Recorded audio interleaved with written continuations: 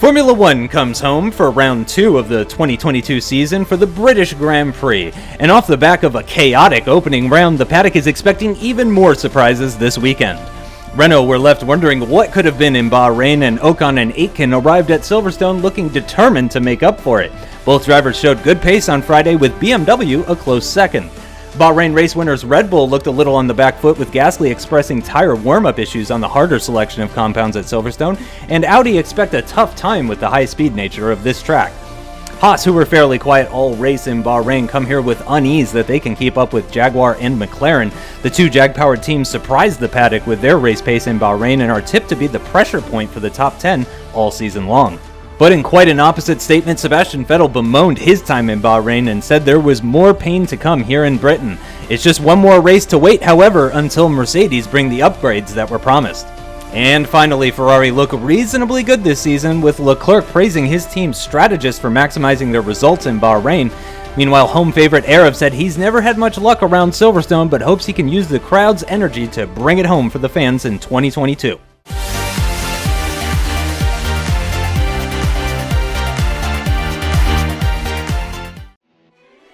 Round 2 of the 2022 season, and the front of the grid is looking very different from what we saw in Bahrain, with Esteban Ocon taking pole position by just half of a tenth to the BMW of Sergio Perez. Both drivers ecstatic about the progress made by their teams since the first race of the season. Row 2 features the other Renault of Jack Aitken, who was only marginally slower than Perez, but then there's a gap of over a tenth down to the lead Ferrari of Aarava, who had a difficult qualifying last time out. Stellar recovery drive in the race, he'll start a bit further up this time. Row 3 sees the lead Red Bull of Pierre Gasly going just 23 thousandths quicker than the lead Audi of Carlos Sainz, both drivers within a quarter second of the pole time. With 5 different teams in the top 6, now is when we start seeing teammates, with Bottas starting 7th, but crucially ahead of the second Ferrari of Leclerc. The other Red Bull of Giovinazzi was comfortably into the top 10 based on lap times, because behind him is an over 2/10 gap to the lead McLaren of Norris, who rounds out the top 10. The other McLaren of Ricciardo will once again feature from 11th on the grid and right behind his teammate, but again the Jag-powered McLarens were able to find those extra hundredths, with Van Dorn only managing P12 in the Jaguar Works machine. Way down in 13th position is the other Audi of Max Verstappen, a shocking 7 positions behind his teammate. He's joined on the 7th row by the lead Haas of Hulkenberg.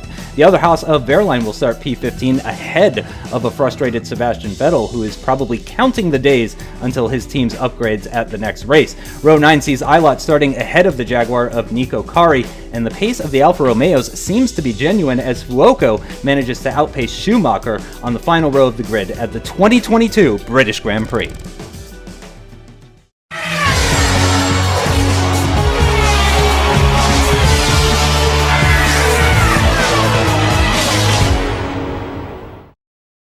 Hey, what's going on, it's aarava here, and welcome back to another episode of my F1 MyDriver career mode, episode number 2 today for Season 8 at the British Grand Prix here in Silverstone at my home Grand Prix. If you guys missed the opening round of the season, the video was uploaded 2 days ago, so be sure to check that one out before you see this one, annotation in the top right, and be sure to hit that bell for the notification so you never miss a video in the future. We're going to be uploading these episodes a little bit faster than we have done in the past, so definitely keep an eye out on the sub boxes, any notifications for the videos in. I hope you guys are really hyped to see more episodes more regularly of the MyDriver career mode for this Season 8. And I gotta say, on that note, thank you guys so much for literally smashing it out of the park on the support on episode number 1. Can't thank you guys enough for smashing the likes and then just having so many awesome comments. It was great to see. Quite a hectic opening round and a nervy one as well, because remember, it's the first time we've driven these V10 higher downforce cars, so the entire grid was on edge, and so you can see the standings are following the Bahrain Grand Prix very mixed up there, and some,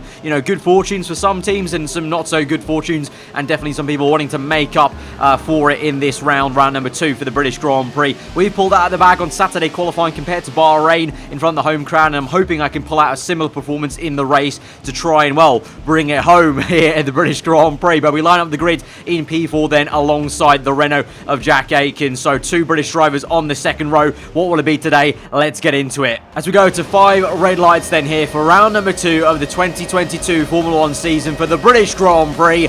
Fire lights are out and we are underway. A shaky start once again off pole position. Ocon not got the best getaway. Maybe Perez into turn 1, can get him in the BMW Works car. A bit of contact made there with Jack Aiken into turn 1 and into turn 2 as we go into Village. We're up into P3 though, ahead of the Renault, and look at that in the background. Carlos Sainz darting around, gone down the inside of Valtteri Bottas, and Bottas might be losing a place to Charles Leclerc. Meanwhile, Aiken's gone around my outside then in Village and down the back straight towards Luffield there. He's going to try and attack us, but we've got it. And in the background though, the man who was on the move in Village, Carlos Sainz, down the inside now of Aiken. So he's made 2 positions already, Carlos Sainz, and he might make it a 3rd around the outside of the youngster. Carlos Sainz trying to drag that Audi up. Wasn't the best time in qualifying for him or his teammate Max Verstappen in particular here, but you can see trying to use that Audi engine power to good effect. And here he goes down the inside of Copse. Can he make this stick? Aiken will give him a hard time, and they go side by side there, but on the exit he'll pull it through, and he's up into P4, the Spaniard is, as they enter Magnus Beckett. Meanwhile, still P1 is Esteban Ocon off pole position. P2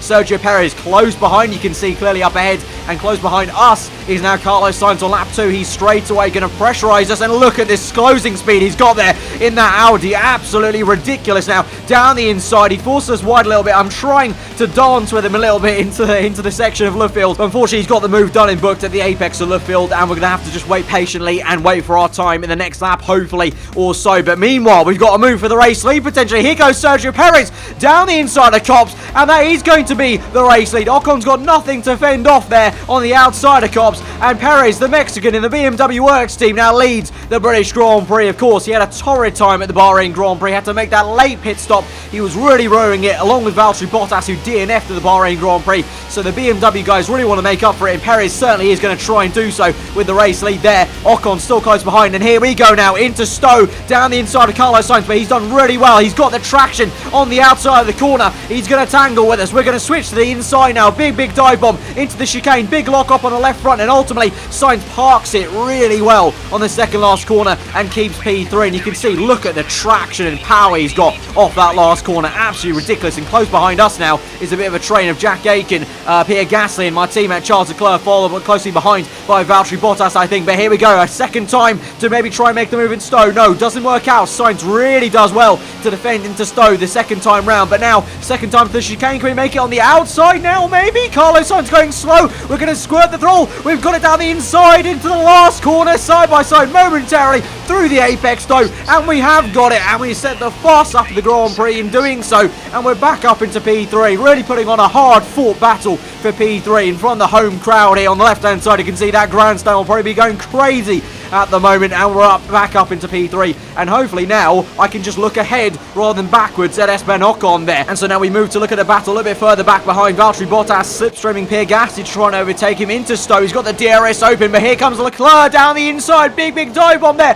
from my teammate Leclerc, and he's got the move booked, and he's got it. He's got ahead of Valtteri Bottas. Great move there, and so now maybe he can get on the back of Pierre Gasly, and behind Bottas is a very quiet Antonio Giovinazzi so far. Not had much to go off in this race so far in the opening laps, and then behind him is the 2 McLarens, and then in the distance you can just about see Max Verstappen in the second Audi there, who's had a very torrid time so far this season, complaining of big setup issues with the Audi. So I don't know if Audi are maybe favouring Carlos Sainz at all this season so far, because for sure Verstappen is unusually struggling at the moment in the Audi this season with 2 rounds gone. And now at the moment we're on the back of Esteban Ocon, but virtual safety cars called out, yellow flags, and this is why.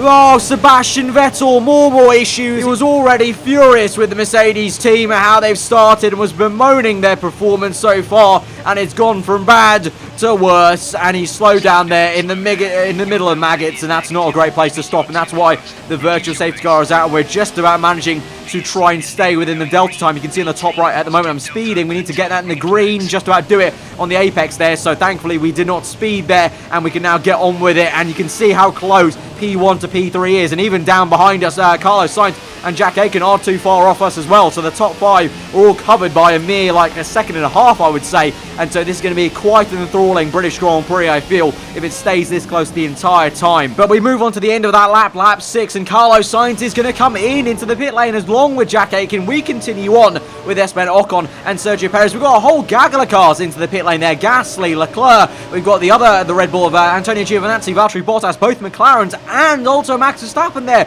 Huge train, and it's it's actually not even for a pit stop. It's going to be for a time penalty. The FIA have awarded all these guys a drive-through penalty for speeding under the virtual safety car.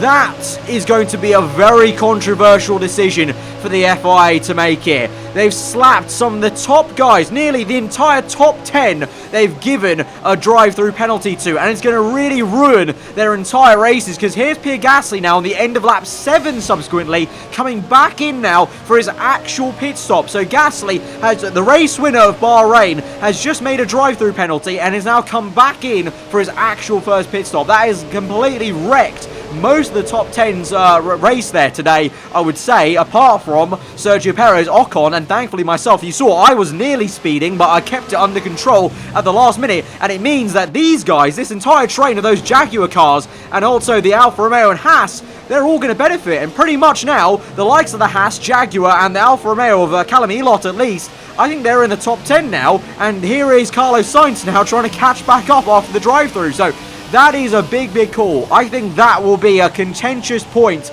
of debate about whether the FIA should have applied that speeding penalty, because yeah, you got to apply the rules. Rules are rules, but when you're going to ruin a race like that almost of the entire top 10 runners, that's a little bit crazy. So let me know your thoughts in the comments below, guys. Were the FIA right to penalise all of those guys? Because literally those were, I think, 7-8 drivers that are penalised. So absolutely crazy. But anyway, we cut back then to the live racing action. This is us. We've made our first pit stop of the afternoon here on lap 8, going on to lap 9 for another set of super soft tyres. So we are going to do a 2-stop here with a tyre where this year Silverstone is going to be a faster way around it with a 2-stop, I feel. And so I think we should be able to try and get an undercut, because I believe Esteban Ocon and also Sergio Perez have continued on. We come out in the middle of these guys who got handed a drive-through. The likes of Leclerc and Bottas ahead of us are yet to even make their first pit stop, I don't think. The only guy that made their first pit stop was Gasly, whereas the rest of them have continued on. And I think now Leclerc is in, and we're chasing after Bottas, as I think Leclerc has just come in there. So can we try and take Bottas as fast as we can? Of course, he's essentially now not actually racing us, so I need to hopefully make this pass as quickly as possible. Of course, Bottas definitely could be a bit of a rear gunner and hold me up on purpose to protect his teammate, who's actually, look at that, who's actually just ahead of us there. And we've actually jumped Esteban Ocon. Look at that on the top left. Ocon on medium tyres now, and we are ahead of him. So the undercut has worked. So we're into P2 now of the British Grand Prix. So now can we overtake Valtteri Bottas and then chase after the race leader, Perez? Here we go into Copse. It's going to be close on the apex, and Bottas oh so close between our left front tyre and his right front tyre. He really kept his foot in there, but we have the bigger balls and we're able to get it on the exit of Copse, and now we can chase after that man right ahead of us, Sergio Perez. That is effectively the race lead in a net position here. We're in P4, Perez P3, but the other two are yet to pit in front of Perez, and we're very close in Village there. You can see the kind of yo-yo effect of braking and accelerating, especially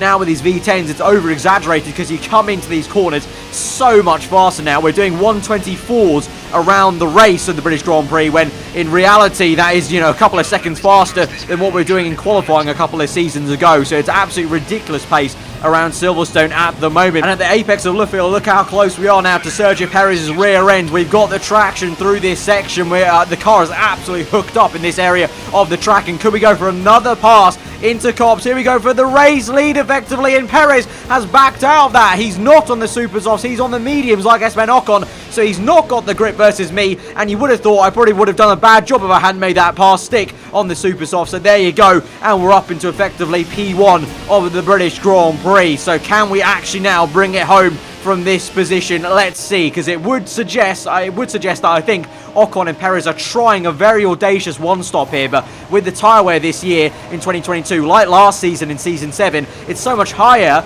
that it's a very audacious strategy nowadays in Silverstone for the one-stop. And now we look at a replay, meanwhile, whilst I've been talking about that, and you saw there Leclerc already made one pit stop onto medium tyres, and he's come straight back in the next lap onto soft tyres now. What on earth have my team done? What on earth has Leclerc gone out and done? I don't think there was any damage on his front wing or anything like that. We have no replay of him having any kind of contact. So I don't know what on earth that has been. Some sort of kerfuffle, maybe. I don't know if Ferrari put my medium tyres on by mistake, because that's a rule in Formula 1. You can't put on your teammates' tyres that are allocated to your teammates. So I don't know if that was a mistake by Ferrari, but after such a good strategy work in Bahrain for Leclerc and myself, Ferrari, my team, have absolutely bottled that, and there's an extra pit stop now for Leclerc, and he's going to be pretty much well and truly out of the points now of this Grand Prix, and that's really unfortunate because he got P2, remember, at Bahrain. So after such a strong start to the season, not so much now. And now we're looking at some shots of the Alfa Romeo, Jaguar and Haas pack. So remember, this entire pack of 6 cars is ahead of the 8 that got the drive-through penalty. So Hulkenberg there is just down the road in Luffield behind Esteban Ocon here in P3. So I believe Hulkenberg's actually in P4 at the moment, with Fuoco in 5th. You've got the 2 Jaguars right behind them.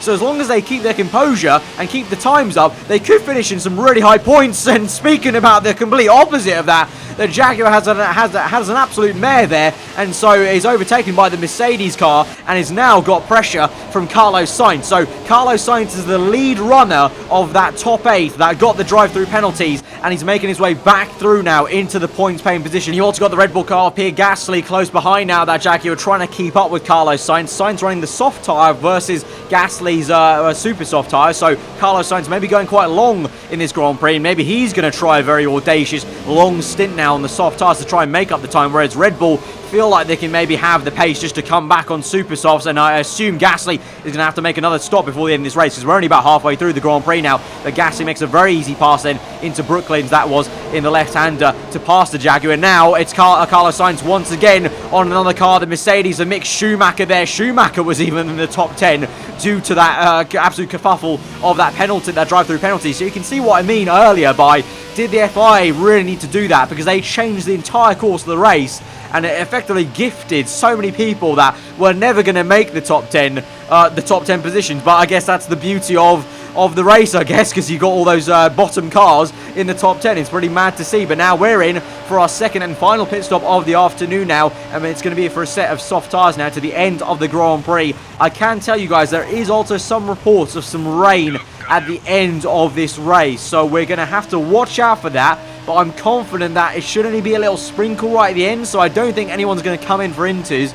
So I'm fine with coming in for, I mean, I have to come in for another set of tyres anyway, but I don't think we have to worry too much. But that is a caveat to this entire thing, that I don't know, maybe some of these guys can make a good comeback, like Carlos Sainz, if it does rain and he calls it correctly. I'm not too sure about that. But we come out behind Jack Aitken then, who is on a set of medium tyres, and I believe, like his teammate Ocon, he might be going to the end of this Grand Prix. So we have a fair bit of time to catch back up to Ocon and Perez, but I'm confident the car will have the pace. Meanwhile, back to the Carlos Sainz overtaking show. I guess it almost feels like we've seen 3 passes already from Carlos Sainz, and he's making another. He really is the man on the move in the British Grand Prix. Maybe it was a good thing that Carlos Sainz had that drive-through penalty, huh? Because we're getting a lot of action now. He's overtaking the Alfa Romeo, and here he goes now, trying to overtake the Haas. Doesn't quite make it work into Brooklands, maybe into Luffield potentially on the exit of traction. But Verline, my old teammate from Season 7 in the second half of Season 7, does a good job to brake check him into Brooklands, and in Luffield doesn't make it work. But here we go now. That slingshot type of exit towards Copse. He'll have the overspeed with the Audi engine v the Chevrolet power down the inside, and he's made it work. And that's another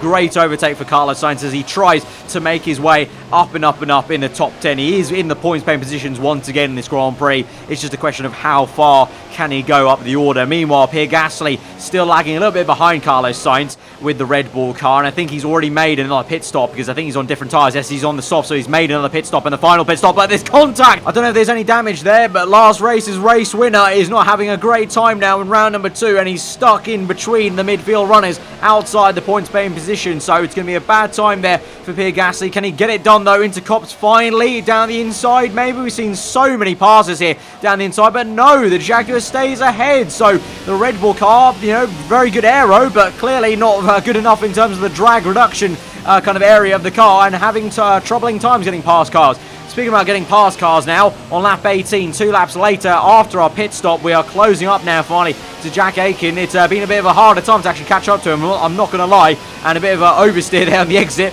of Luffield. That looked really cinematic, but not too great for the speed. But into Copse, flat out commitment there in 8th gear, plant the power, we're going to switch to the left. Aitken probably thought we were going to go to the right of him, but we switched to the left, and he backs out of that. He's on medium tyres, so I think and he's been going for quite some time, so I feel like he might have a lot of tyre wear, maybe, or maybe he was just lining up another pass, perhaps, because he might have done a bit of a Wile Fox move here, because now he's the one with DRS down this back straight to Stowe, and you know what, I think he might have just done that. I think he's going to try and size up another move onto the next lap and allowed me through there on purpose. Obviously, we're just trying to push as hard as we can, but he's trying to go to the end of the Grand Prix, so he needs to play a bit strategically. And look at that, he's gained a lot of time in the last corner, in the last chicane, and can he go for it with just slipstream? No DRS here, down this straight, but down the inside he goes into turn 1, and we're neck and neck, just like we were on lap 1.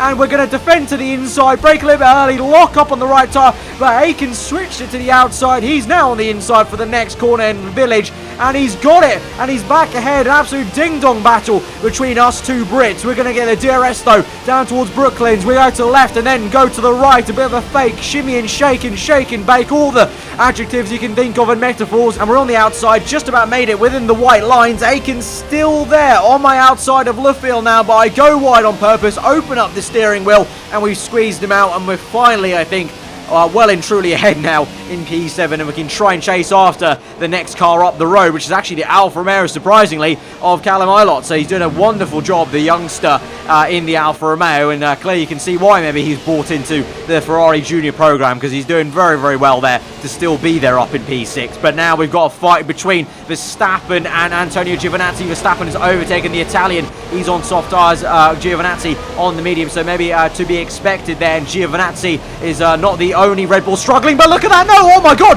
no, I didn't even realise Giovinazzi just made a move on the outside of the chicane to the inside of the last corner. What a move, son, by the Italian. What a move. I didn't even realise due to the camera angle, and I was talking about him going slower maybe like his teammate Pierre Gasly, but oh, fair play, lad. Fair play. What a move, and what great action we're seeing here around the British Grand Prix. Maybe therefore I should give people penalties more often. So to give you guys a running order at the moment, it's Sergio Perez that leads the way from Esteban Ocon. Then you've got Hulkenberg in the Haas. Then Carlos Sainz has made his way back up into P4, and he's done brilliantly to be in a P4, considering he made that drive-through penalty there. And then behind him is this entire Gallic cars, Sebastian Vettel lapped, and we go around the outside in the middle of Maggins and Beckett, and now we can catch up to P6, Callum Ilott, and then ahead of him is the other Haas, Pascal Wehrlein. Here we go. Hopefully he doesn't make it too hard for us. He is in the junior Ferrari team, so he should have, in theory, the kind of decency to let us through, and he does. He did make it a little bit difficult, made me go on the inside of Village and lock up a little bit. We've got it, and we're up into P6 now. Thank you, Callum, and he can try and trot on. If he can keep P7, that'll be a fantastic position for the young Brit in the Alfa Romeo there, and there'll be a great race for all three of us Brits, I think. But now I'm going to be looking at overtaking Wehrlein as fast as I can. My old teammate from last year, can we do him on traction around Luffield towards Copse? Let's see. Yellow flags up ahead for some sort of issue for a car, and it's Esteban Ocon. Ocon is out from P2. He was chasing after Sergio Perez. Yellow flags. I can't overtake the Haas in Copse, but Esteban Ocon, what a shame there. He was P2 right up behind Perez. You know, you never know. There was a mistake in Bahrain to give the race lead to Gasly. It could have been easily a mistake to Sergio Perez that would have handed Ocon the win, but instead Ocon has got issues, and he's pulled up there in the British Grand Prix. He's lost P2, and now I'm just about making it around the outside of Pascal Wehrlein there. Got a little bit close. Wehrlein squeezed me towards the grass, and that was no love lost there between former teammates from years gone by, Mercedes and Haas, but we're up into P4. But let's take look at a replay then of Esteban Ocon. Look at this. He was literally just there. You saw Perez there he is right in front of him. Ocon was running P2 really well, and remember, he was in the lead momentarily, and then he just slows. I think it's for a puncher. It's for a puncher. I told you guys that the one stop was a very audacious strategy around here with the higher tyre wear of this year's championship and last year as well. And so, and what? Not only has Ocon had an issue with the puncher, Sergio Perez has no front wing now. What on earth is this Grand Prix? The two leaders, 1 and 2, are now out of this Grand Prix, question mark? I don't know, sir. I'm lost for words. Sergio Perez now into the pits with no front wing. We come through the chicane now in P4. It's starting to rain as well. What timing this is. It is all kicking off around Silverstone, and we're up into P3 now, and that will mean Nico Hulkenberg, remember he was in P3, he now leads the British Grand Prix ahead of Carlos Sainz. I'm in P3 now. And I don't know where on earth Perez is going to feed into that. I think Ocon's completely out of the Grand Prix. Let's look at a replay now. How he lost his... What? What on earth have I just witnessed? I think that was the Renault of Esteban Ocon with a puncher that has just taken Perez out of the race lead. Ironically, Ocon was running P2, lost the chance to get the win, and then has subsequently taken out the race leader Perez, the man he was chasing, because he's parked it, or not parked it, going like a turtle on the racing line. And so Perez has not seen him up ahead on the exit back into Beckett and has ploughed straight into him. We already had controversy in this Grand Prix with the drive-through penalties, the mass drive-through penalties, but that is even more controversial. Esteban Ocon with a puncher from P2 and then takes out the race leader, the man he was chasing out of the race lead. Sergio Perez, front wing broken. I think Perez might still have a chance to be right at the tail end of the top 10. But at the moment now, Nico Hülkenberg in the Haas that we were all talking about was piss poor at the beginning of this season. They were too over-ambitious with their chassis design, and they were right at the back of the grid at the Bahrain Grand Prix. Is now leading the way from Carlos Sainz. Meanwhile, on the last lap of the Grand Prix now, you can see it is raining.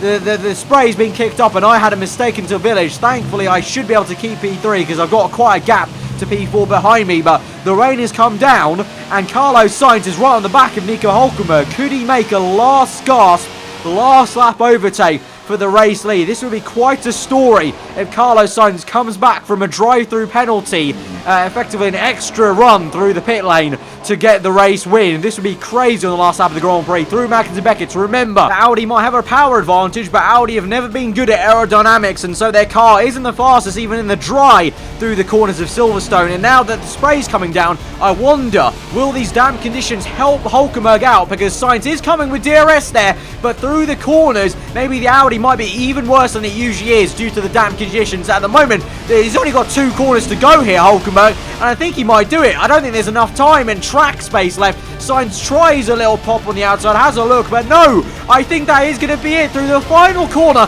The most unlikely winner of the British Grand Prix is the German Nico Hülkenberg in the Haas Chevrolet F1 to take his first ever victory in Formula 1, and literally, along with his teammate and maybe the Alfa Romeos, the most unlikely race winners ever. And literally now would be the time for intermediates if the race went on for any longer, because I go steaming off in the chicane. We are just about going to make it through in P3. We're slipping and sliding. We actually spin it across the line for P3 in style at the British Grand Prix in front of the home crowd. Give them something to cheer about in true British fashion. I'm sure they'll be cheering on and laughing at that spin across the line for the podium. But Nico Hülkenberg, your race winner of the British Grand Prix.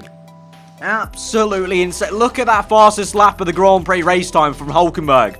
So much slower than everyone else in the top 10, and somehow he's done it. Like I said, the most unlikely race winner you would have ever thought in round 2, having seen round number 1 at the Bahrain Grand Prix last episode. Absolutely crazy. He now leads the Drivers' Championship due to him being level on points with Pierre Gasly. Gasly scoring no points that race. We're in P3 now, 2 points off. Jack Aitken, the ever-consistent man in the Renault, is in P4 with 20 points. I think he's done really well at the beginning of this season, because Esteban Ocon, of course, is the more senior man in that French outfit. So Aitken's done a stunning job to be there in P4 with consistency. Giovinazzi then 1 point behind him. Look at that, actually the entire top 12 really, but you know, from P1 down to P7, all covered by 7 points, which is the difference between effectively a race win in second place. So absolutely crazy stuff so far with 2 rounds gone in the 2022 season. Yeah, I'm actually a little bit left speechless now. I don't know what else to say, really. Guys, if you did enjoy that crazy race, then smash that like button and let me know what you thought in the comments below. And do get subscribed for weekly Formula 1 content, because, yeah, wow, absolutely crazy. So in the team standings then, following that, Red Bull still lead the way, but us in the Scuderia Ferrari team have closed up quite considerably now, only 3 points behind Red Bull then. Haas go from down the bottom all the way to 3rd place. I, or the paddock, or any of you guys would not have thought Haas Chevrolet would have been up in 3rd place after the performance they showed in Bahrain. I mean, yes, they were used to being around 3rd in the last 2 seasons of MyDriver, but following pre-season in Bahrain, you never would have thought the American outfit would have actually been back there in 3rd place again at round 2. Renault in 4th, Audi climbed back up into 5th place, so it was a, albeit, you know, mixed result for them. It was still good to get on the points board with the points paying positions for Sainz at 18 and Max Verstappen 1 point there. BMW, once again, they'll be left so upset after this Grand Prix. They could have been on for a race win there if it weren't for Sergio Perez's blunder with Esteban Ocon, and I don't know what on earth the FIA are going to do to that, if they are going to do anything, but that is a big controversial point of the entire Grand Prix, and so far already it's only 2 rounds of the season. There's been so much controversy. Alfa Romeo scored 10 points with Callum Ilott scoring 10 in one go. Fabulous drive for him. And then McLaren and Jaguar, the 2 teams that we talked about being right at the top end of the midfield, they're wallowing down in 8th and 9th, and Mercedes already had a torrid time. But remember guys, Mercedes will be having that major upgrade next round, so that is going to be a contentious point to look into and see how that's going to go for them and Sebastian Vettel. But once again guys, if you did enjoy that episode, hit that like button. If you're new around here, do get subscribed for weekly F1 content. I've been aarava, hope you enjoy the rest of your day, and I will see you guys next time. Goodbye.